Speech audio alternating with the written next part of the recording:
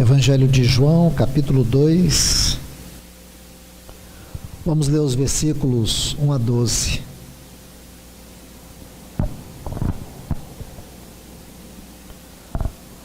Ao terceiro dia, houve umas bodas em Caná da Galileia, e estava ali a mãe de Jesus. E foram também convidados Jesus e seus discípulos para as bodas. E havendo começado a faltar o vinho, a mãe de Jesus lhe disse: não tem vinho. Disse-lhe Jesus: mulher, que tenho que ver contigo? Ainda não é chegada a minha hora. Sua mãe disse aos serventes: fazei o que ele vos disser. Estavam ali 6 talhas de pedra para a água, conforme o ritual para a purificação dos judeus. Em cada uma cabia de 80 a 120 litros. Disse-lhe Jesus: enchei essas talhas de água. E encheram-nas até em cima. Então disse-lhes: tirai agora e levai ao mestre-sala. E levaram.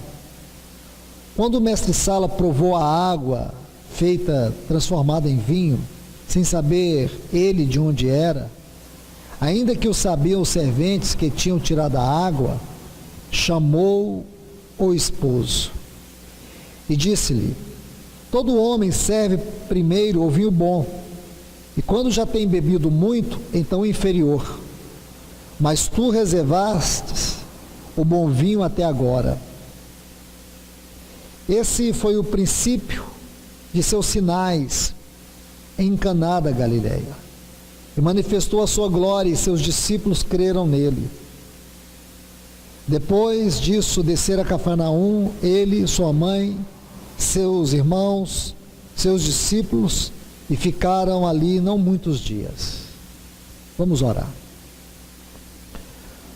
Amado Deus e Pai, nós estamos aqui reunidos para a glória do Teu nome. Viemos aqui, Senhor, confiados no Teu socorro, na Tua ajuda. Estamos aqui, Senhor, debaixo da Tua palavra, esperando, Senhor, que ela penetre nos nossos corações, que ela nos transforme, Senhor. Vem nos ajudar no nome de Jesus. Faz a Tua obra em nós, como homens, como pais, como esposo. Senhor, nos ajuda. Te pedimos em nome de Jesus. Nos ajuda, Pai. Amém.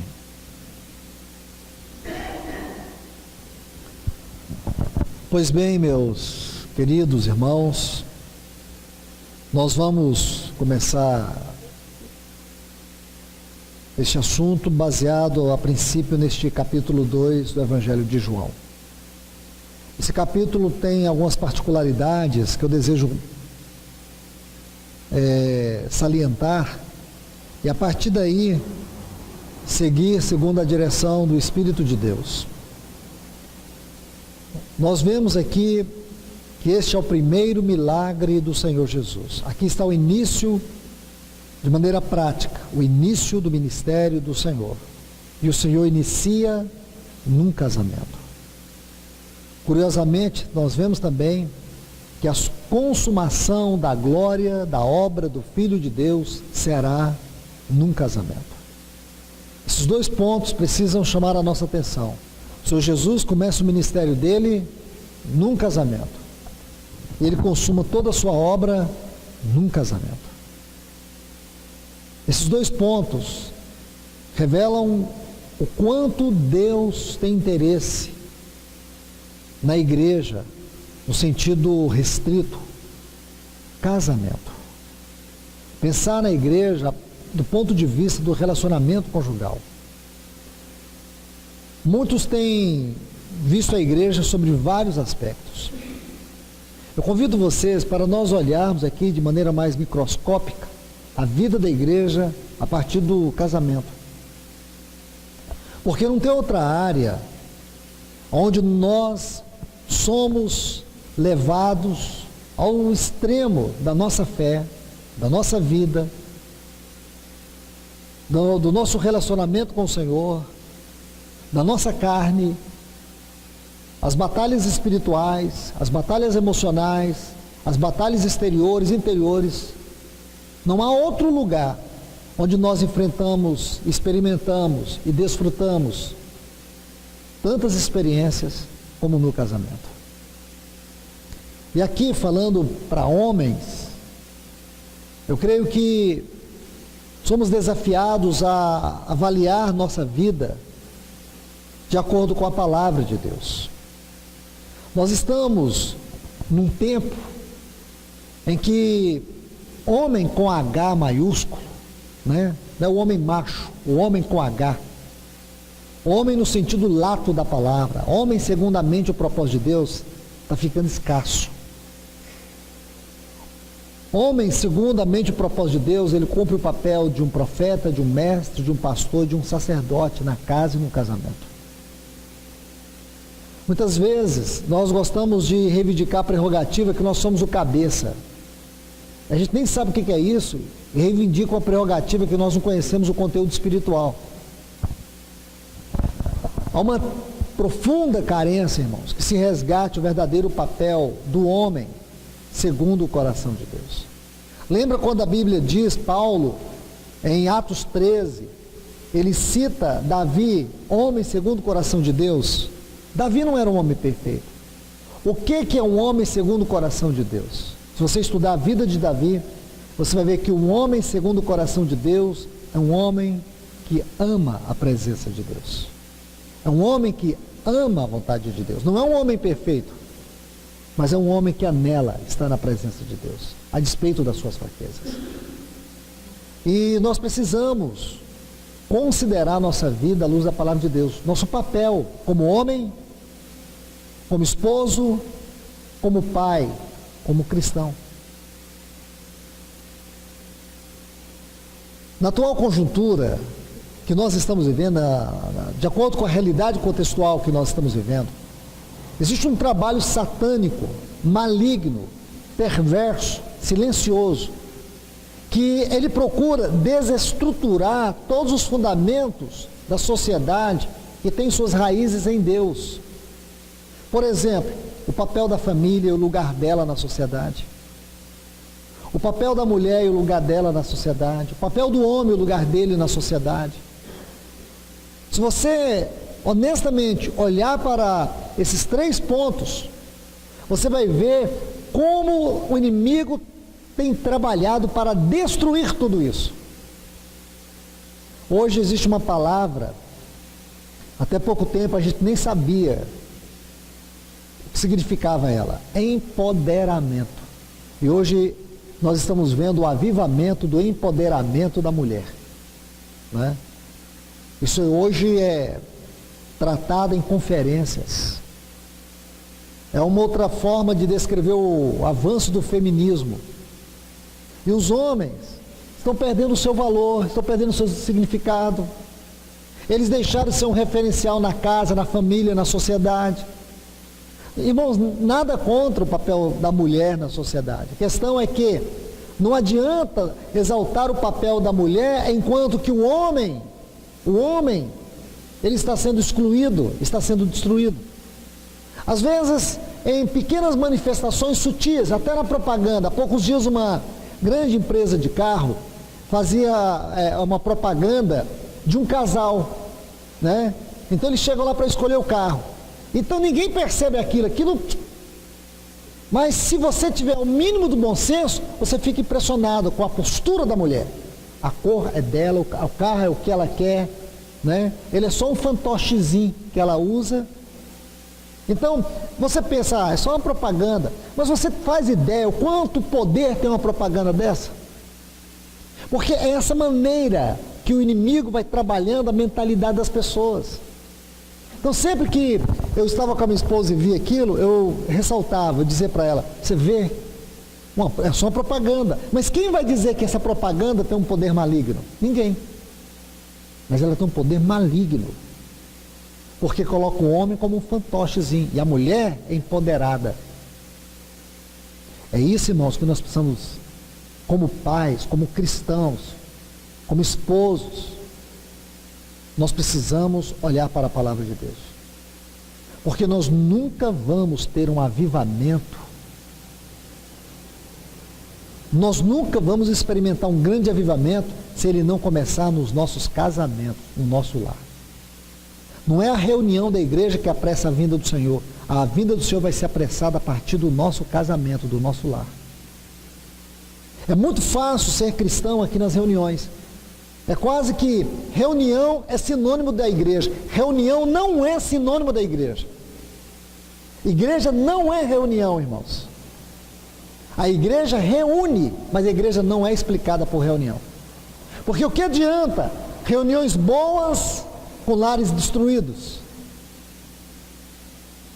E você sabe aonde está a explicação para o fracasso de muitos lares? Em nós. Em nós, irmãos. O fracasso dos nossos filhos está em nós, nosso casamento está em nós. Ah, mas minha esposa tem 1000 defeitos. Todas têm, irmãos. E nós também temos. Aqui não é avaliar defeitos.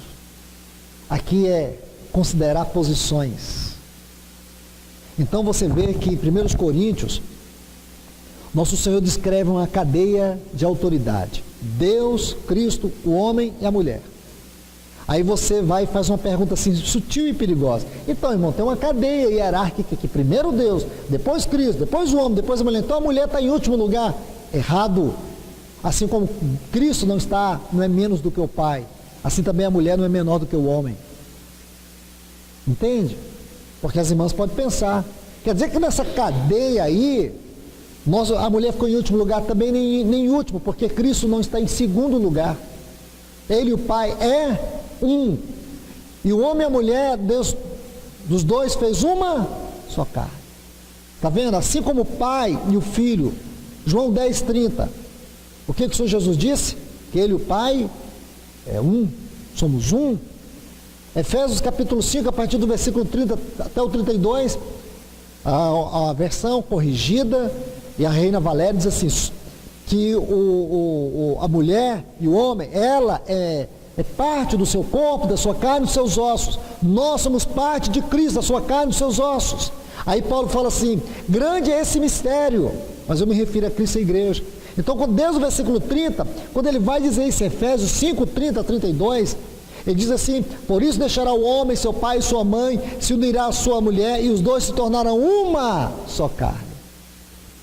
Então, irmãos, não existe uma cadeia hierárquica na família. Existe uma cadeia de posições. Assim como na Trindade, Pai, Filho e Espírito Santo, assim também na família. O homem, a mulher e os filhos.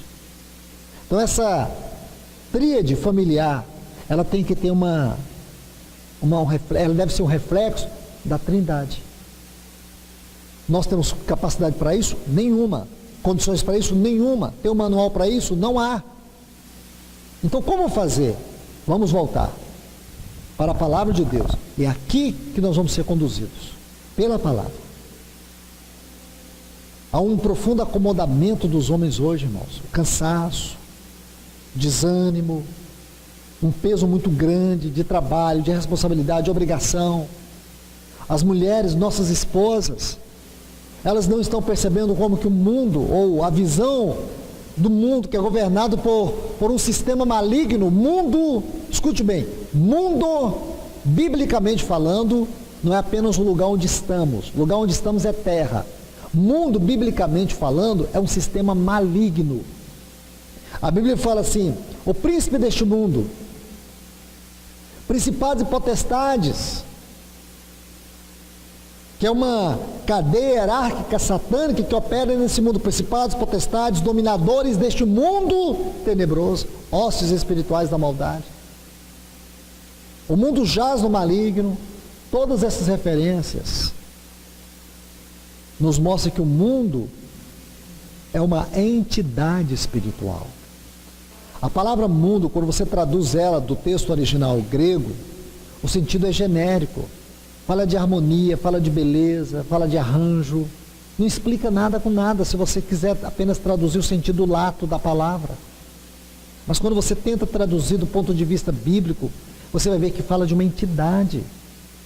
Quem ama o mundo, o amor do Pai não está nele. Aquele que se considera amigo do mundo é inimigo de Deus. Está vendo como diz? Não fala terra. Deus criou os céus e a terra. Quando é que o mundo surge no sentido bíblico? Surge no capítulo 4 do livro de Gênesis, através da geração de Caim. Lembra dos filhos de Ada, Jubal, Jabal e Tubal-Caim? Eles eram os pais de todos aqueles que fabricavam instrumentos cortantes para a guerra, para a peleja. Eles se tornaram os pais dos que fabricavam instrumentos para a música. Eles eram os pais dos criadores de gado. O que isso nos mostra? 3 pontos importantes: proteção, provisão, prazer. 3 palavras para explicar o que é o mundo hoje: proteção, provisão e prazer. Esta é uma explicação do surgimento do mundo como entidade espiritual. Surge aqui na geração de Caim, uma geração caída.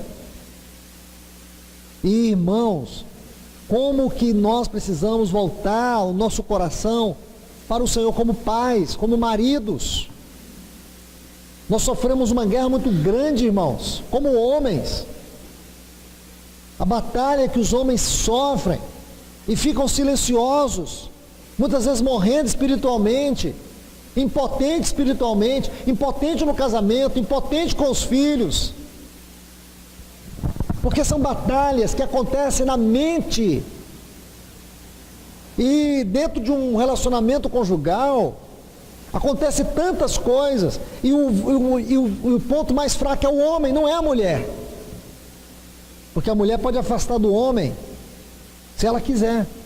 Ela deixa ele de lado ali, e aí? Ele tem suas carências, ele tem suas necessidades, e ele passa a sentir uma opressão, e Satanás vem na carne dele, na mente dele, porque o homem ele é estimulado pelo que vê, e a mulher é estimulada pelo que lhe toca. Aí pronto, o inferno nasce ali, irmãos, na mente do homem. Aí é uma batalha, e esse mundo, irmãos, onde existe tantos apelos pornográficos, tantas atrações, que esse velho Adão que está dentro de nós, essa carne que não converte, não é? E aí, onde muitos estão fracassando, e por se sentirem tão impotentes, por não conseguirem vencer isso, é como que abrindo sepultura dia após dia, dia após dia. E aonde se encontram as grandes batalhas da nossa vida? Na nossa mente. Então, onde os homens estão perdendo a batalha? Na mente. Tem um livro, se você quiser anotar, vai te ajudar. Chama A Batalha de Todo Homem. Vai tratar de 2 coisas: pornografia e masturbação. Eu digo para vocês, aqui está a batalha de todo o homem, onde muitos estão fracassando. E irmãos, e nós nos tornamos dependentes disso. Estamos dependentes da reação da nossa esposa aos nossos afetos, aos nossos interesses. Não é verdade? Falta transparência no casamento. E à medida que o tempo passa, muitos deixam o casamento se tornar uma coisa insípida, fria. Muitos vão deixando o casamento perder o seu sentido no relacionamento. E essas coisas não se curam com o tempo, pelo contrário, você se torna mais vulnerável e mais necessitado. E o que o homem precisa? Ele não precisa de uma mulher que lhe ofereça o que ele quer, ele precisa aprender a relacionar com Deus. Esse é um dos pontos onde muitos homens estão fracassando. Por que eles estão fracassando na sua mente? Por que eles estão fracassando na questão sexual da sua vida?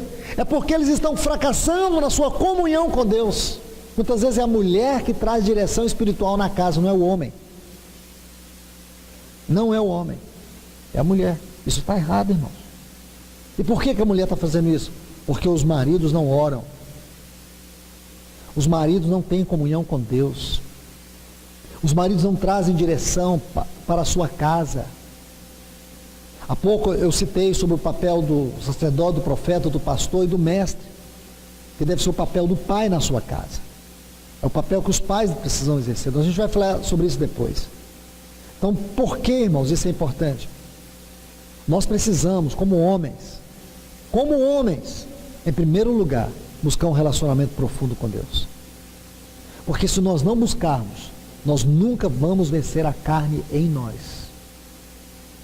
E vamos ficar no casamento na sombra das nossas esposas. Na sombra delas. Uma pesquisa constata que a maioria dos pais, dos homens cristãos, pais, maridos, tem uma profunda deficiência na oração e na palavra. O índice é tão alto, chega quase a 80%. Dos homens cristãos tem uma profunda deficiência na palavra e na oração. Agora você imagina, se o homem, ele está numa cadeia de expressão de autoridade, se Cristo expressa o Pai na criação e na edificação, o homem deve expressar Cristo na sua família. Não é verdade? Se Cristo honra o Pai na sua responsabilidade, no seu ministério, na sua pessoa, na sua obra, o homem precisa honrar Cristo na sua família, no seu papel de pai, de esposo, de cristão, da mesma forma que a mulher precisa honrar seu marido. Agora veja, como que o homem vai honrar Cristo se ele tem uma profunda deficiência espiritual na oração e na palavra? Ele vai se tornar vulnerável. Eu creio que a grande maioria de nós aqui trabalham. A grande maioria de vocês tem suas funções, tem um trabalho. Quero dizer, a grande maioria de vocês estão expostos todos os dias. Quando você sai da sua casa, você vai lidar com o seu trabalho. O seu trabalho é uma coisa do mundo. Isso é natural. Ali tem uma guerra espiritual.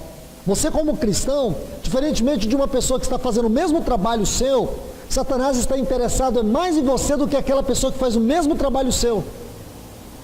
Então significa que você precisa exercer discernimento, você precisa exercer mais cuidado. Porque Satanás, ele quer apropriar daquilo que ele não tem o direito. Então ele vai te atacar, porque ele sabe, se ele atacar você, ele consegue abrir uma brecha em você, ele vai atingir o seu casamento, vai atingir os seus filhos, vai atingir a igreja. O ímpio, se ele abre uma brecha, não faz muita diferença, irmãos, mas você faz. Você faz. Porque você, como cristão, é um testemunho de Deus na terra.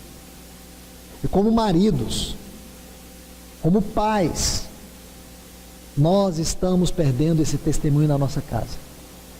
Nossos filhos não estão aprendendo conosco. E que guerra, irmãos, que guerra. Falo sobre isso também depois. Que guerra os nossos filhos estão passando hoje. Muitos pais estão em desespero por causa dos seus filhos.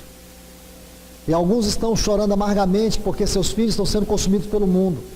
A palavra que o Senhor tem me dado é: pais piedosos necessariamente não geram filhos piedosos. Tem um exemplo? Samuel, 1 Samuel capítulo 8. Veja os filhos de Samuel, ele era piedoso, mas seus filhos não eram. Mas o que nós precisamos fazer então? Existe um ponto aqui, irmãos, que volta no que eu estou falando para vocês.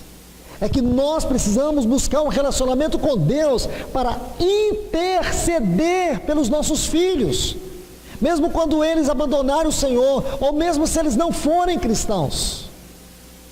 Permita-me lhes dar um exemplo de um pai. Certa feita um irmão me ligou muito angustiado. Ele tem um filho, o filho dele não é cristão. E esse irmão ama o Senhor. Então ele estava assim com a voz embargada. Havia acontecido um acidente com o filho dele na madrugada. E numa questão de poucos meses, havia acontecido 3 acidentes. O primeiro, o ladrão entrou numa loja de conveniência e trocou tiro com uma pessoa ali, e ele sentado, o ladrão levou um tiro próximo dele. Teve um tiroteio ali, numa loja de conveniência. Segundo, ele foi sair no carro dele, o ladrão veio, tomou o carro dele. E esse último, ele saindo de um restaurante, veio um carro e bateu na porta. Então, quando ele chegou ali para socorrer o filho, um rapaz do corpo de bombeiro que estava do lado disse assim: esse rapaz teve muita sorte, viu? Não sabendo que ele era o pai. Esse rapaz teve muita sorte. Um palmo para cá, o carro tinha esmagado ele, porque essa coluna aqui protegeu, questão de um palmo. Ele ouvindo aquilo.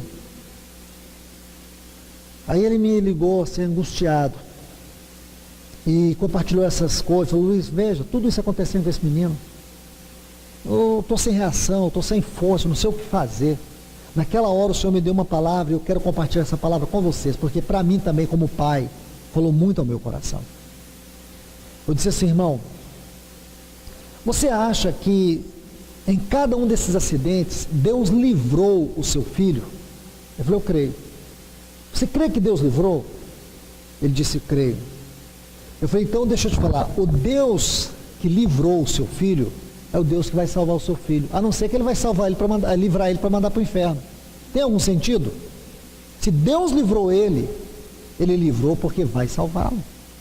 Crê no Senhor Jesus, ele vai salvar a sua casa. Mas isso não é uma brincadeira, não é um chavão de retórica que nos deixa omissos. Aí eu vou crer no Senhor e agora ele tem que salvar minha casa, e lá no tribunal, na hora que ele me questionar meu filho, eu falei: não, eu creio no Senhor, o Senhor tinha que salvar meu filho. Não é bem assim. Crer é relacionamento, crer é unir. A palavra crer no grego dá o sentido de unir a, não é passividade. A fé não nos torna passivos, e sim ativos. Mais ainda, aí eu usei um outro exemplo que o Senhor me trouxe ao coração naquele momento. Quando o Senhor livrou Ló de Sodoma, o Senhor livrou Ló de Sodoma não foi por amor a Ló. O Senhor livrou Ló de Sodoma foi por amor a Abraão. Por isso que nós precisamos ter uma comunhão com Deus, irmãos. Porque se nós formos pais relaxados, pais que não honramos o Senhor, pais que não são fiéis ao Senhor, nós podemos ser culpados, nossos filhos ir para o inferno, porque nossa oração não tem valor algum. O grande problema é que a oração de muitos pais não tem o menor valor diante de Deus. Essa é a grande tragédia, é que a oração de muitos pais não pesam diante de Deus. Quando eles intercedem pelos filhos, não tem sentido, porque a intercessão deles é por uma questão de necessidade. Eles só intercedem na hora da necessidade. A intercessão deles não é fruto de um relacionamento. Então digo para vocês, a intercessão deve ser fruto do nosso relacionamento com Deus, não é quando nossos filhos estão em perigo. E aqui onde muitos casais estão falhando, muitos pais especialmente. Muitos pais, eles só oram pelos seus filhos, quando seus filhos estão em perigo. Nós devemos orar pelos nossos filhos, sim, mas a nossa oração deve ser fruto, em primeiro lugar, não da necessidade que eles passam, mas do nosso amor pelo Senhor. Nós não oramos, aí quando acontece uma coisa, aí a gente vai orar. Seu filho, nossos filhos, podem até, por uma crise, por uma situação, seja lá o que for, eles podem até desviar, podem até sair fora. É você que não pode abandonar a oração por eles. É você que não pode. Porque se você neutralizar, fechar esse caminho de comunhão com Deus, aí eles vão sofrer dano. É isso que eu tenho encorajado os pais desse tempo. O grande problema, irmãos, está em nós. O grande problema se encontra em nós. Isso é nevrálgico, isso é uma situação delicada. Porque nós temos perdido, nós homens, estamos deixando o nosso verdadeiro papel, que eu chamo de um papel espiritual, dado por Deus, se perder. Satanás, ele está corrompendo essa imagem do homem. Veja, voltemos para o livro de Gênesis. Você vê a queda do homem. Você vê a queda. Onde é que começa a queda? Então a gente vai lá, abre Gênesis 3, aí a gente vê todo aquele episódio de Eva com a serpente. Então a gente diz assim, aqui está a queda. Foi a mulher foi enganada. A mulher foi enganada. E porque ela foi enganada, ela levou toda a humanidade. Adão, porque amou Eva, ele comeu do fruto. Essa visão está errada. A queda não começa quando Eva come o fruto. Vou te falar onde está. Gênesis capítulo 2, versículo 15. Diz que Deus colocou o homem no jardim do Éden para lavrar e o guardar. Guardar de quê, irmãos? Se não havia nenhum perigo, então por que está aí essa palavra guardar?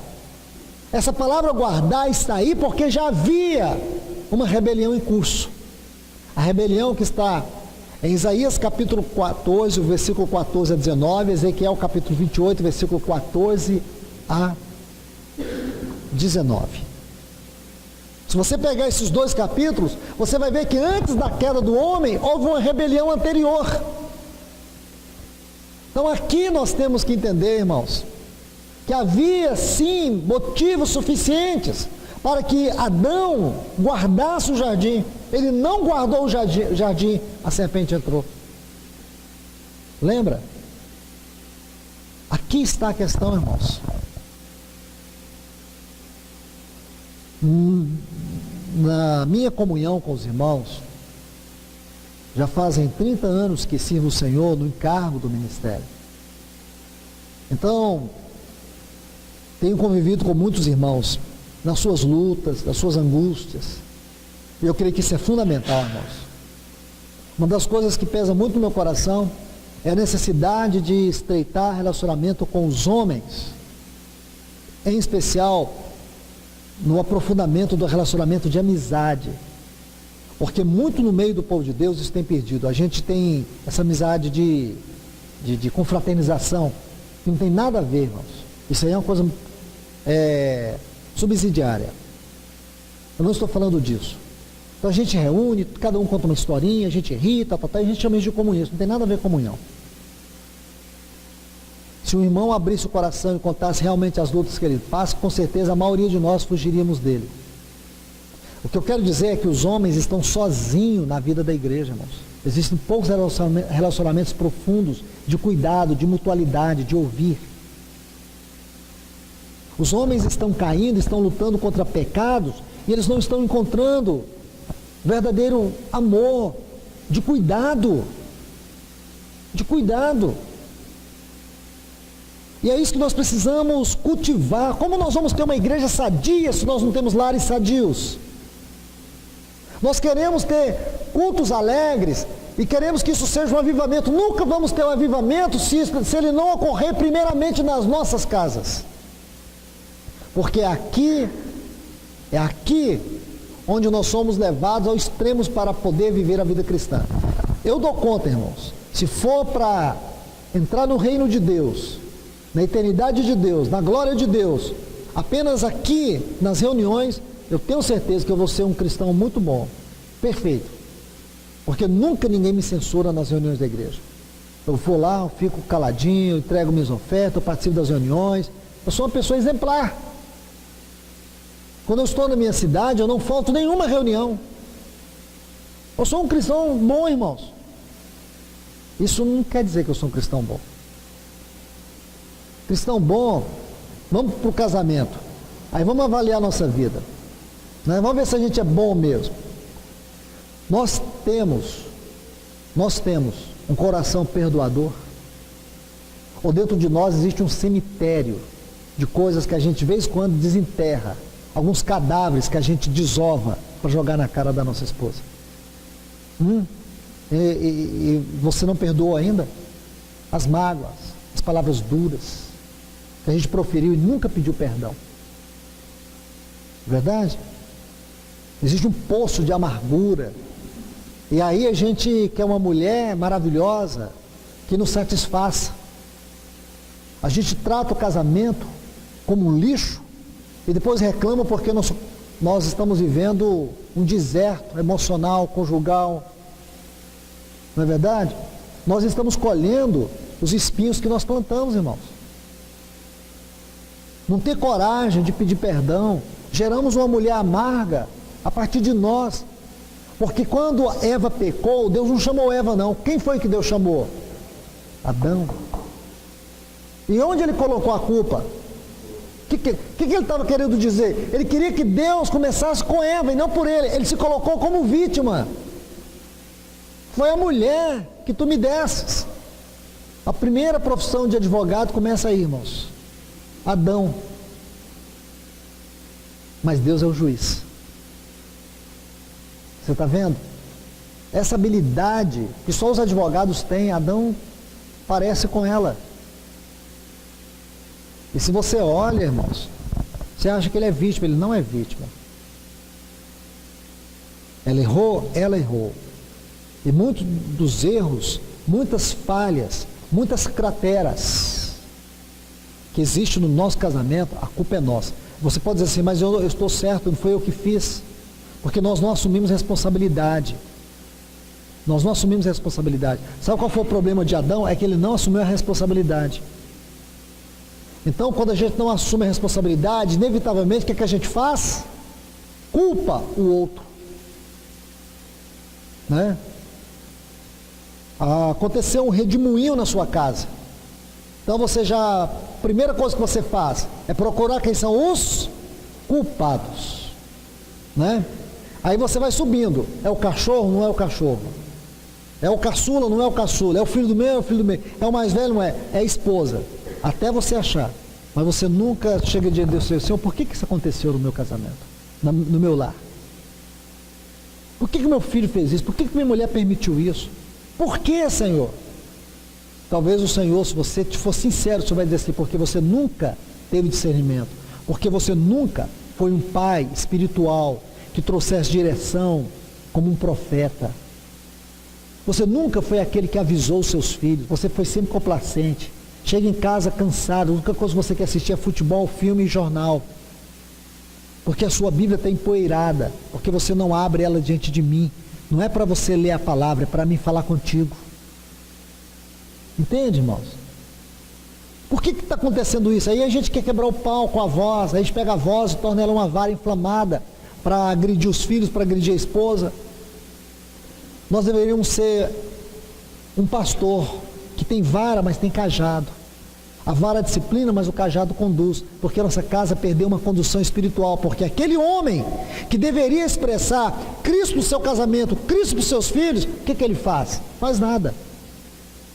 Faz nada. Ele está emaranhado, preso pelas coisas desse mundo, ele está preso pela ansiedade da vida, ele está preso porque ele passa o dia todo procurando meio de se satisfazer sexualmente. Ele fica com a sua mente entulhada de pornografia, de porcaria, porque sua mente não é renovada, não é pura, não é lavada pela palavra. E aí, irmãos? E por que essas coisas estão acontecendo na nossa casa? Essas coisas estão acontecendo na nossa casa porque nós, irmãos, temos dado brecha para Satanás, temos dado legalidade.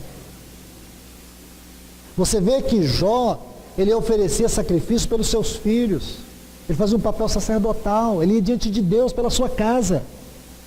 Seus filhos estavam errando, mas o que o Jó fazia? Ele ia diante de Deus pela sua casa.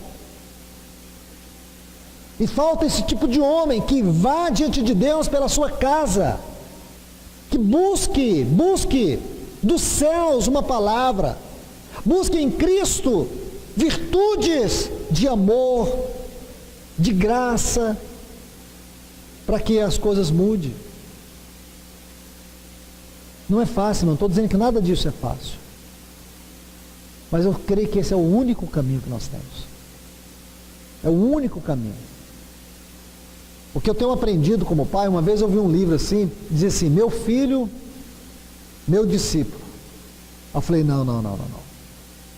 Se eu fosse escrever um livro, eu escreveria assim, meu filho, meu mestre.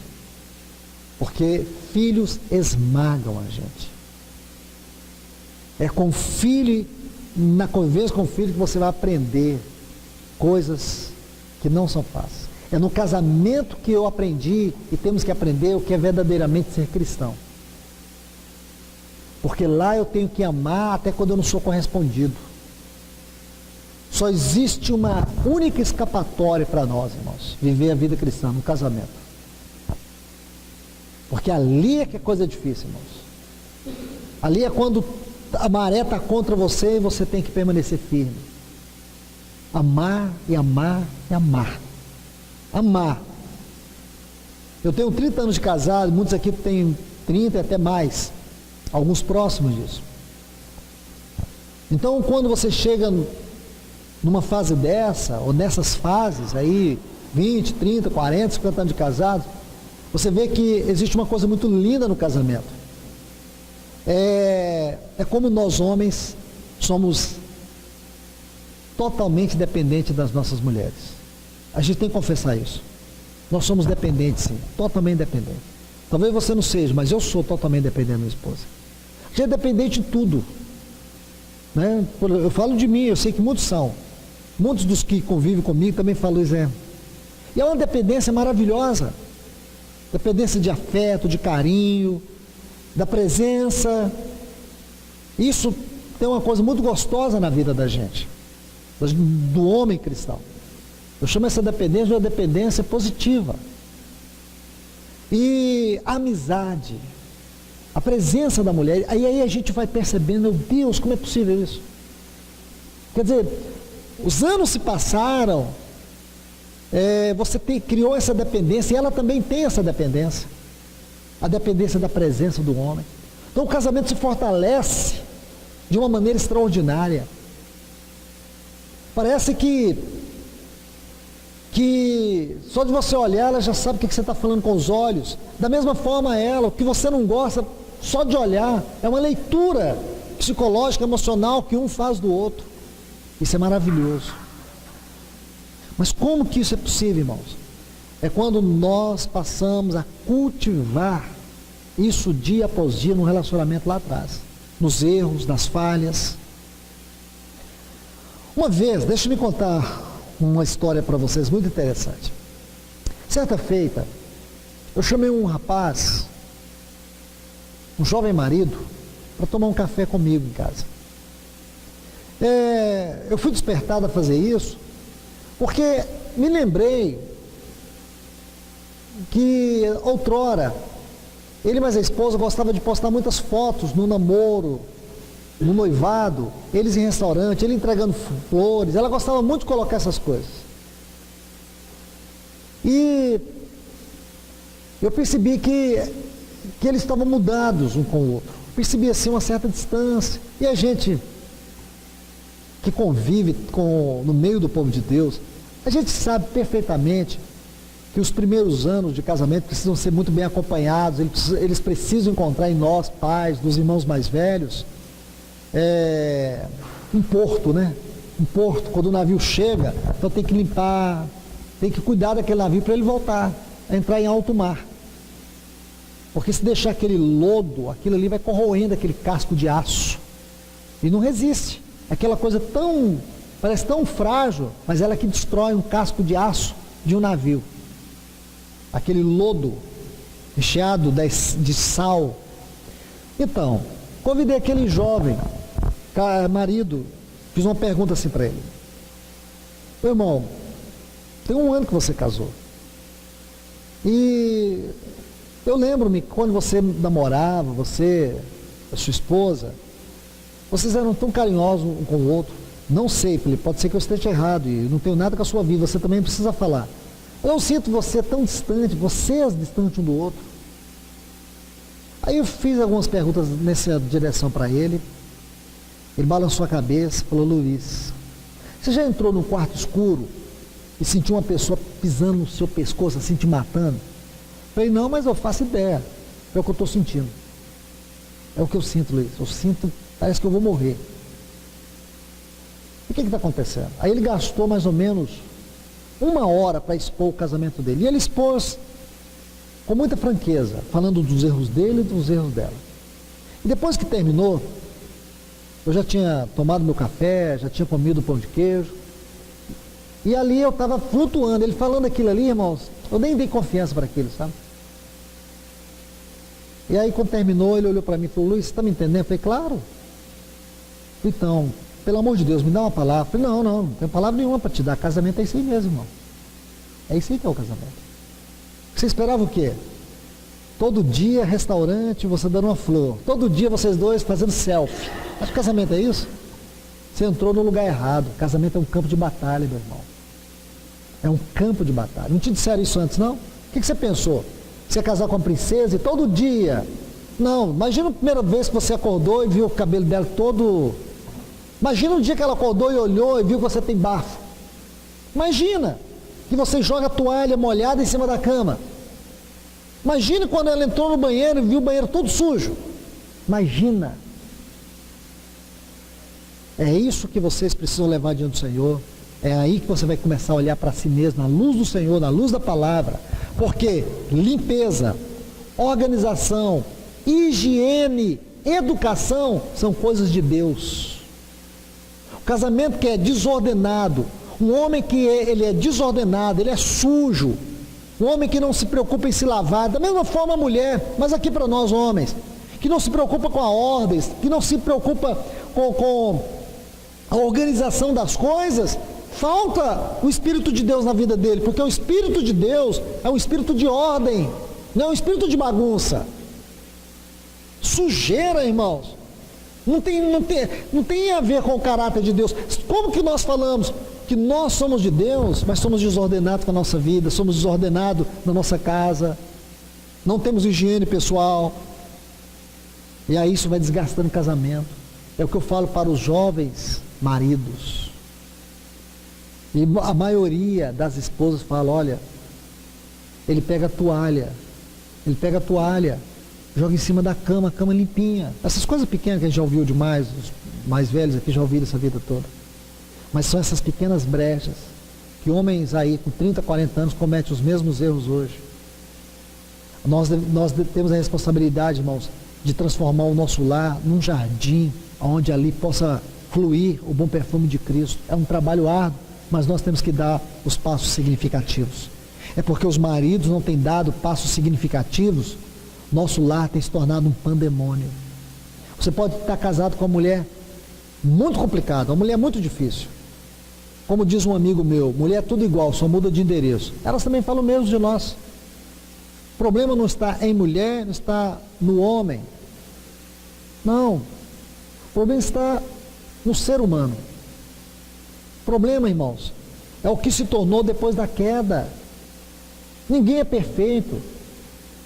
O que adianta você estar certo no seu casamento, você ser o homem certo, você fazer tudo certo, seu casamento ser frio, você ter um casamento que você tem náusea só de pensar de voltar para casa? O que adianta? Então não é uma questão de você estar certo, sua esposa errada. A questão é que Deus busca encontrar em você um homem que possa trazer a direção dele, é redirecionar as coisas, é colocar tudo nos devidos lugares, porque quem vai lucrar com isso é você, somos nós. Entende? E, irmãos, muitos pontos foram colocados até aqui, porque esse assunto é tão amplo, que são tantas coisas que vão surgindo, e aí a gente vai pontuando uma por uma. Nós precisamos voltar um pouco para o texto aqui, e depois vamos falando mais outras coisas. Vamos voltar para esse capítulo. Vamos voltar. João 2. Vamos observar alguns detalhes aqui. Nesse capítulo 2 do Evangelho de João, Jesus chegou num casamento. E o que aconteceu nesse casamento? Acabou o vinho. Acabou o vinho. Vinho na Bíblia, ele tem a tipologia do sangue de Cristo. Se você pega Lucas capítulo 22, 1 Coríntios capítulo 11, que aponta para a mesa do Senhor. Mas existe também um outro significado do vinho. Efésios 5,18. Não vos embriagueis com vinho, no qual há contenda ou dissolução, porque vinho também fala dos prazeres deste mundo, fala de alegria. Vinho também fala de alegria. O que nós podemos denotar nessa figura do vinho aqui em João 2 é que Jesus estava num casamento. Jesus chegou num casamento, e o que acabou nesse casamento, nessa festa de casamento? Acabou o vinho. O que nós podemos traduzir aqui? Que esse casamento perdeu a alegria. Você vê que é como se a essência deste casamento fosse esse vinho. Fosse esse vinho.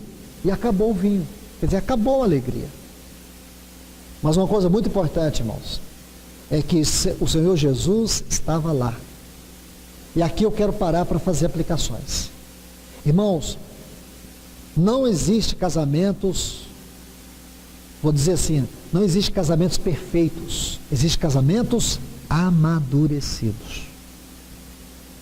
Casamentos amadurecidos.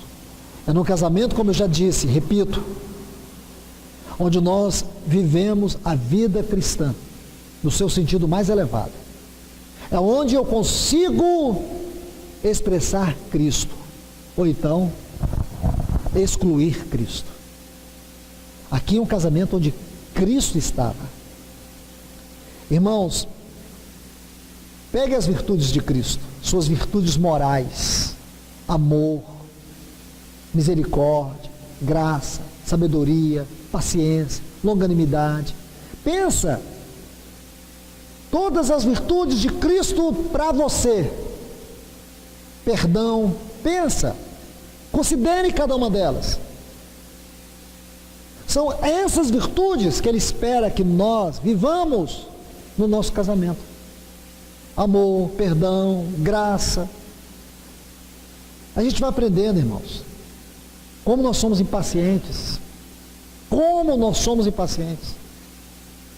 E aí, você olha para o outro, como eu disse, sempre a gente acha a culpa no outro. Mas a gente não consegue ver a nossa impaciência, a nossa falta de amor. Esse casamento aqui, Jesus estava dele, e Ele transformou água em vinho. Água em vinho. O que o nosso casamento precisa, irmãos? Ele precisa de Cristo. Se nós não darmos a Cristo a centralidade do nosso casamento, nós vamos falhar como homens, vamos falhar como pais e vamos falhar como cristãos. Eu sei, irmãos, falo sem medo de errar. Eu sei que nós estamos nesta presente hora vivendo uma grande batalha como pais em relação aos nossos filhos e este mundo. Desde os irmãos que têm seus filhos pequenos. Porque quando você olha a vida 30, 40 anos atrás, irmãos, tem nada a ver com o que essas crianças estão vivendo hoje. Hoje uma criança com 5 anos, ela recebeu um bombardeio de palavras promíscuas, de imagens promíscuas, muito mais do que quando você tinha 12 anos. Uma criança de 5 anos. Ela já ouviu e já viu muito mais do que quando você tinha 15 anos. Imagine, até os 15 anos, tudo que você tinha visto e ouvido de termos de pornografia, uma criança de 5 anos já viu e já ouviu. Quando chega aos 10 anos, ela já está com a mentalidade, quando você tinha 20, em termos de abertura para o mundo da promiscuidade. Eu trabalhei com crianças durante 20 anos. Durante 20 anos eu trabalhei com orfanatos. Então, nessa área da pedagogia infantil, eu tenho muita coisa que contribuir com os pais. E não fui um pai perfeito. cometi muitos erros também. Mas, irmãos, o que eu olho hoje é como os pais estão deixando seus filhos à solta. As rédeas da casa estão entregues aos filhos. É o filho que define o que ele vai comer, o que ele vai assistir, o que ele vai ver, que hora vai ver, quanto tempo vai ver. É o filho que escolhe a roupa do shopping, a marca. São os filhos, a tirania dos filhos. Mas aonde está o problema, irmãos? Na omissão dos pais. Pais omissos. Essa é uma geração de pais omissos. Pais que têm falhado na sua vocação. A questão da paternidade, irmãos, é uma questão importantíssima. Tenho falado muito para irmãos que têm filhas. Têm filhas. Como a presença dos pais na vida de uma filha é importante, irmãos. De uma menina, eu tenho uma filha. Como é importante. Muitos pais estão deixando suas filhas serem doutrinadas por escola, tendo padrões fora da sua casa, buscando padrões em outros homens, e não no pai, porque os pais não têm relacionamento com as suas filhas, no sentido afetivo, no sentido de amor, no sentido de ser padrão. Irmãos, nós precisamos da ajuda do Senhor, precisamos do socorro do Senhor. Nunca iremos ter uma igreja sadia se nós não tivermos lares sadios. Nunca experimentaremos avivamento se ele não começar nos nossos casamentos e nos nossos relacionamentos mais íntimos, que são as esposas, os filhos. Nunca, irmãos. Nunca. Para que a igreja seja uma igreja, ela tem que ser uma família. Para que a família seja realmente uma família do ponto de vista de Deus, ela precisa ser uma igreja. E aí está a explicação de todo o caos espiritual desse tempo.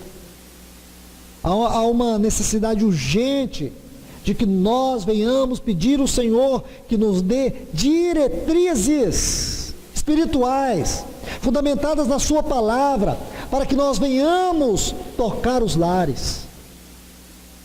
Tempos como esses. Porque aqui está. Nesse casamento aqui, irmãos, Jesus teve um papel central. E se nós não entregarmos as nossas crises nas mãos dele, não vai haver transformação nenhuma. A alegria vai embora. A alegria do casamento, a alegria dos relacionamentos, vai embora.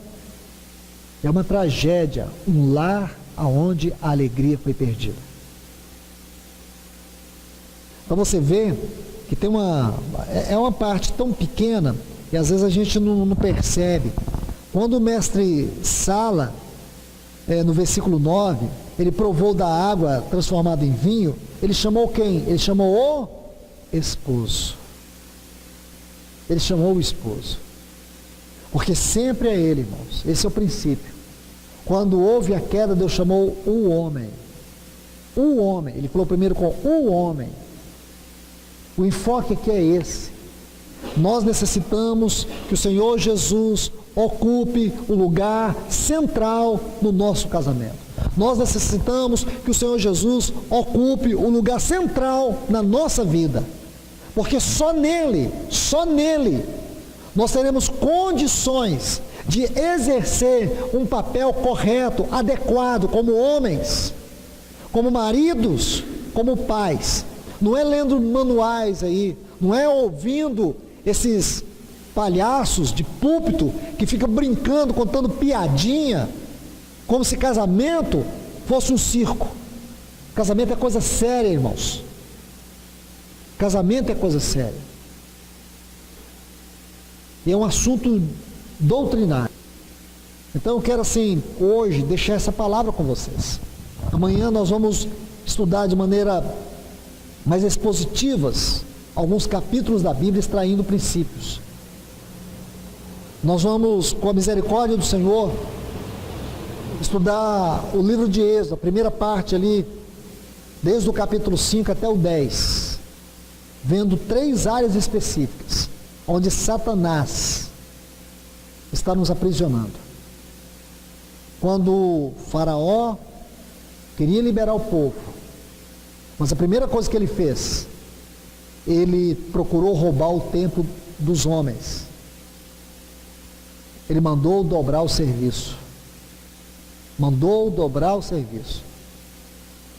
E como isso é sério, irmãos. Como o trabalho, que é uma bênção de Deus na vida de um homem, tem se tornado um peso, tem se tornado até uma arma maligna, trazendo cansaço, desânimo, ansiedade, e muitos não têm percebido. Não é errado nenhum você ter dinheiro, errado é quando o dinheiro tem você. Não é errado você ter dinheiro, errado é quando o dinheiro te domina, é o seu Deus. Isso é que é errado. Errado é quando você perde o discernimento no trabalho, você passa a ser um escravo e não um mordomo. É quando o homem perde a mordomia no trabalho. Isso tem consequências inevitáveis nos filhos, no relacionamento conjugal e na vida espiritual. Então você vai ver que depois o Faraó queria deixar eles ir, mas ele queria reter quem? As mulheres e as crianças. Esse é um outro ponto que a gente vai ver no capítulo 10, o versículo 10.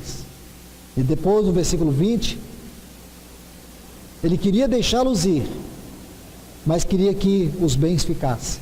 Qual é o lugar dos nossos bens na nossa vida e o nosso relacionamento com Deus, com as nossas posses? Então, que o Senhor nos ajude para amanhã. Vamos parar por aqui. Sei que nós temos uma janta ainda, alguns chegaram do trabalho, e o Senhor nos dê amanhã um período com muita graça na presença dEle. Embora foram muitos pontos colocados aqui, amanhã, se o Senhor permitir, nós vamos abordar de maneira mais doutrinária, como já lhes disse, vendo esses aspectos, e depois caminhar segundo a graça, a direção e a vontade do Senhor. Amém? Vamos orar. Pai querido, nós te agradecemos e te louvamos por esse momento que estamos aqui aos teus pés, pedindo a tua ajuda e o teu socorro a nós, pais, homens cristãos, aos jovens que aqui estão, aos esposos. Precisamos da tua ajuda, Senhor, porque nós temos falhado, em muitas áreas nós temos fracassado, e não temos reconhecido que a causa deste lar infeliz, a responsabilidade está em nossas mãos, uma responsabilidade que nós não queremos assumir, uma culpa que nós não queremos ter, mas nós precisamos entender a nossa posição como homem diante do Senhor. Pai, por isso nós te clamamos agora, abra os nossos olhos, nos dê discernimento, para que nós venhamos compreender que ser um homem, ser um pai, ser um esposo, é um papel espiritual em primeiro lugar, e que nós temos falhado primeiramente diante de Ti. Então vem nos ajudar, vem nos socorrer, nós te pedimos em nome de Jesus. Amém.